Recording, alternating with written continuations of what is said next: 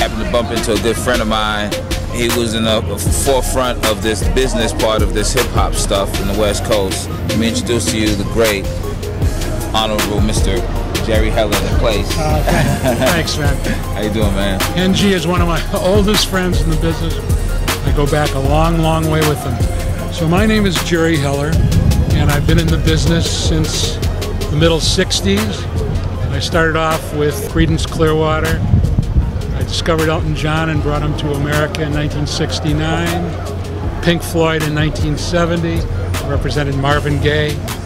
But I think probably the most important period of my life was from March 3rd of 1987 to March 26th of 1995, when my co-founder of Ruthless Records, Eazy E, and I were in business. So that's the period that I probably consider the most important, productive period of my career. So, Jerry, what words would you give to the young cats that want to get into the entertainment business? Well, if you're talking about entertainment in general, you know, that's a complicated, wide-ranging question. I think that if we're talking about the film business, I think that there's great film schools now, and you really need to be doing those kinds of things now. If you're talking about the music business, I think the music business is no longer the kind of business that I know or knew, and it's not the kind of business that I'm comfortable with. So you really have to concentrate on viral marketing. You got to concentrate on